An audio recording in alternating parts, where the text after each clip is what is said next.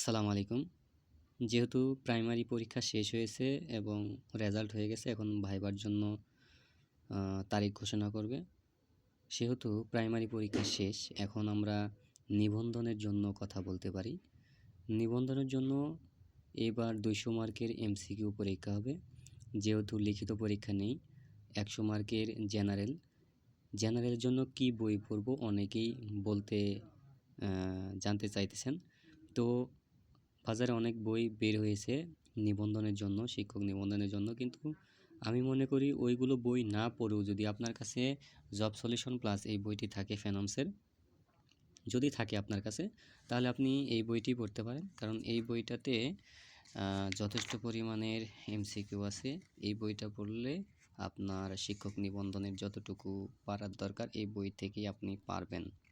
আর যদি আপনার কাছে সত্যি না থেকে থাকে কোনো বই এইরকম, বা কোনো সাবজেক্টিভ বই না থাকে, তাহলে আপনি শিক্ষক নিবন্ধনের যেটা বই বের হয় সেটা কিনতে পারেন।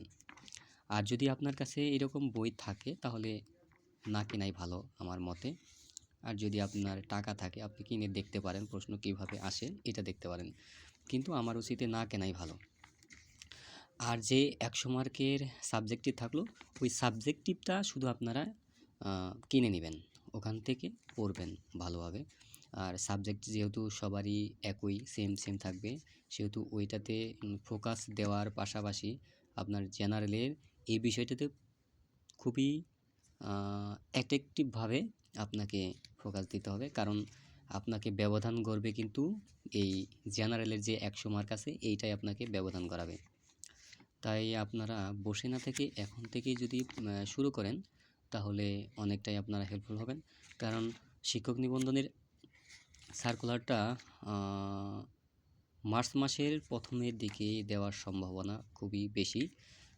যদি এর আগেও দিতে পারে, তবে আমার মনে হয় যে মার্চের দিকেই দিয়ে দিবে। তো আপনারা পড়াশোনা শুরু করেন। যেহেতু বাংলাদেশের দুর্নীতির অবস্থা খুবই জঘন্যতম, তাই বেশি বেশি পড়তে হবে। দুর্নীতি আছে এটা মেনে নিয়ে আপনাকে পড়তে হবে, কারণ দুর্নীতি নির্মূল করা সম্ভব না, প্রায় সবাই দুর্নীতির সাথে সম্পৃক্ত। এইবার যে আন্দোলন হলো দুর্নীতির বিরুদ্ধে প্রাইমারি সময়, দেখেন কোনো ছাত্রছাত্রী কিন্তু ওই আন্দোলনে যোগ দেয়নি, কারণ তারা নিজেরাই দুর্নীতির সাথে জড়িত। তারা কেমনে আন্দোলন করবে? দেখেন মাত্র শুধু একজন স্যার ভালোই মোটামুটি দুর্নীতিদের বিরুদ্ধে কাজ করেছে, কিন্তু সাড়া পাননি, যে কারণে আজকে দুর্নীতিরা সফল, ডিভাইস পার্টিরা সফল। যদি তারা প্রত্যেকটা ছাত্রছাত্রী ঢাকা বিশ্ববিদ্যালয় মানে ভার্সিটিগুলো থেকে যদি প্রত্যেকটা ছাত্রছাত্রী এর বিরুদ্ধে কথা বলতো, তাহলে অবশ্যই ডিভাইসদের বিরুদ্ধে কোনো একটা ব্যবস্থা নেওয়া যেত। কিন্তু প্রত্যেকটা ছাত্রছাত্রী আমার মনে হয় দুর্নীতির সাথে জড়িত, কে আর কার ক্ষতি করতে চায়। এই জন্য আমার মনে হয় দুর্নীতির কথা মাথায় রেখে আপনাদেরকে পড়তে হবে।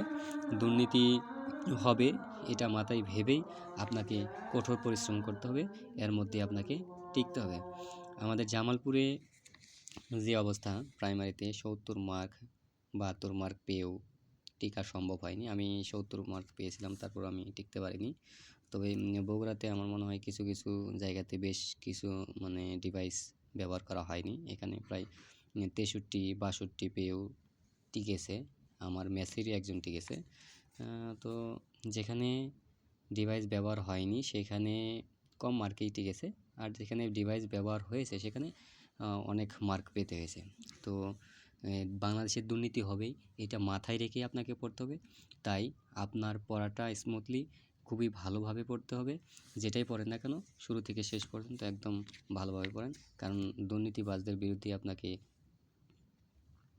পরীক্ষা দিতে হবে এবং তার মাঝে আপনাকে টিকতে হবে। তাহলে এখন বলেন যে আপনাকে কীভাবে প্রস্তুতি নিতে হবে। সুতরাং আপনারা যারা যারা বসে আছেন তারা এখনই পড়াশোনা শুরু করে দেন। আসসালামু আলাইকুম।